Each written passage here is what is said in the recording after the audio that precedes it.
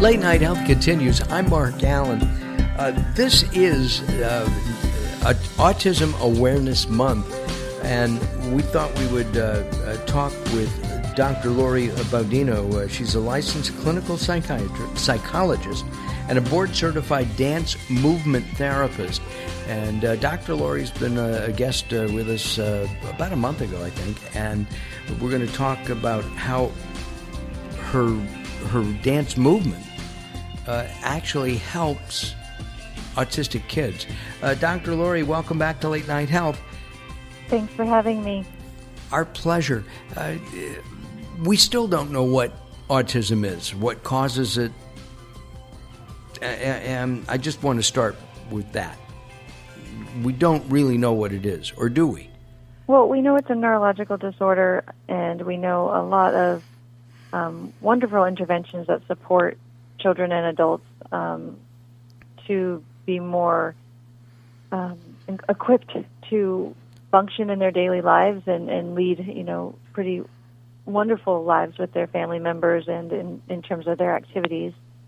And we're constantly continuing the science and understanding of what supports these individuals. I interviewed a mom about 2 years ago whose son was diagnosed with autism, and this was about 25 years ago. He was diagnosed, and he has a master's degree and works in the aerospace industry. Absolutely. Right, and then somebody else runs a multi-million-dollar company, and they had told his parents that he would never have more of wouldn't be able to do more than grunt. Which is a horrible thing to tell a parent about their kids. Yeah, I think that's number one question that I've been brought to over the years when I'm working with families and they're wanting to know, can my child be fixed? And the positive side of this is that there are so many ways to look at, well, what are we really talking about when we say fixed, and what are the complications the child's having, and how can we support them through that? And there are ways to do that. I feel like even these children have incredible skills. It's just helping them utilize them in their social interactions. I think every parent wants their kid fixed. They want them to do it their way. And conversely, I think that every kid wants their parents fixed too. So I think that that's an interesting question. Part of what I understand is that the way an autistic child communicates may be different than the way, and I'm doing air quotes right now, normal kids communicate. Their experience, their stance that they take in their environments is just that. It's a defensive stance of all the sensory interactions that are coming in within their body, in between their interactions with another person. The science talks more about the brain part of what's going on for the child diagnosed on the autism spectrum disorder. But that, we do want to look at it more of a defensive stance than a personality, and seeing that there are ways to support them through these interactions with people. The communication aspect, as portrayed in TV for years, and Lord knows how they were portrayed in in medieval times. They're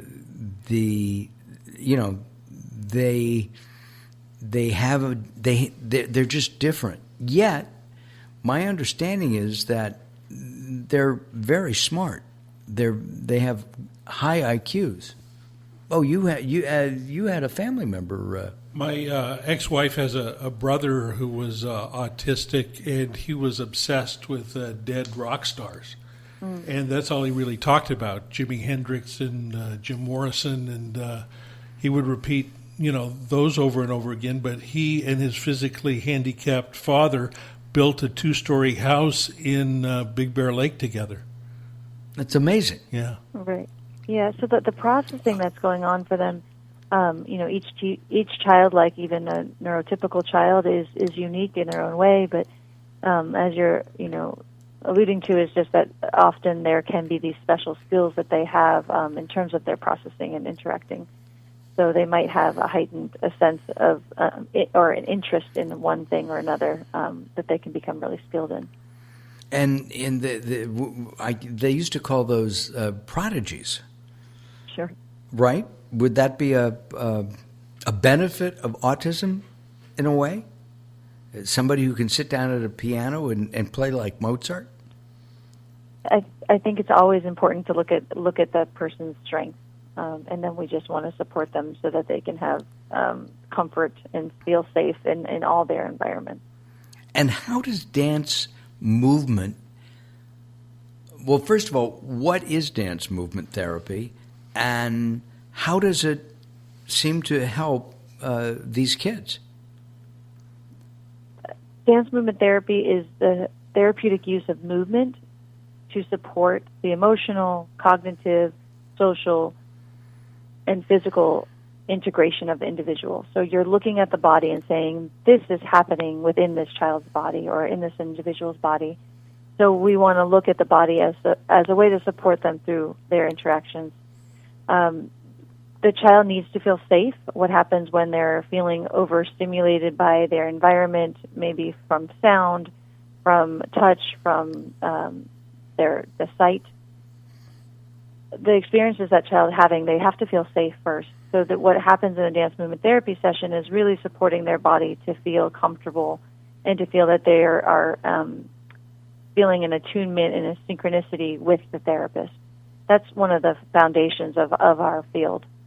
When the child feels that safety and support, then we get to dive into really exploring what they're communicating to us in this nonverbal experience. Oftentimes these children are nonverbal, but to us they are constantly communicating. So when they're feeling defensive and pulling away, what they're going towards something, and we're getting that, oftentimes with the autism spectrum disorder, therapists and child development specialists talk about that gleam in their eye. What happens in a movement session is you're really getting that gleam. You're really joining the child with what they're feeling safe about and helping them then be able to communicate with you, and you get this back and forth reciprocity that happens, which increases their communication and ultimately helps them be able to cope through different environments and different interactions with people.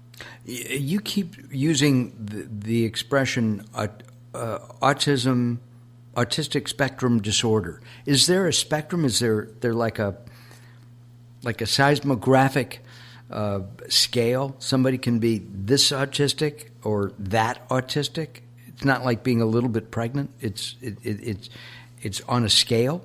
Yes, autism spectrum disorder is on a scale because you have children that can look quite different, whether they're on a lower scale or all the way up to more higher functioning. Interesting. And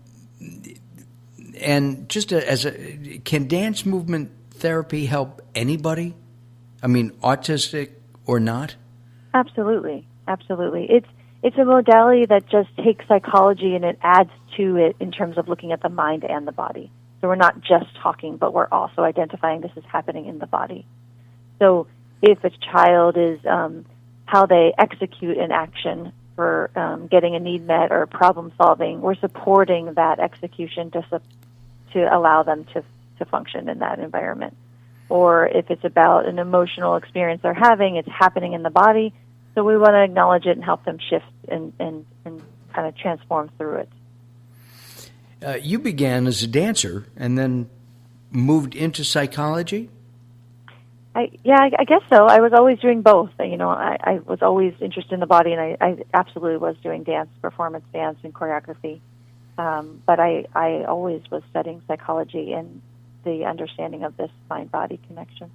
The kind of dance that you did as a choreographer, musical theater, ballet, classical, jazz? All the above. All of the above? All the above. Do you miss any of that? I still find ways to do it. Do you really? Find ways to do it, yes. All right. Well, invite us to some performances. Oh. Do you do that with the kids, or is it a specific modality? Yeah, the modality is different. It's not, dance is a beautiful art form, and as you can imagine, it supports our well-being in so many ways. However, the dance therapy, the therapeutic use of it, to me, in my practice, is quite different, where it's not about teaching a technique or performing. It's very much about supporting the body through our challenges.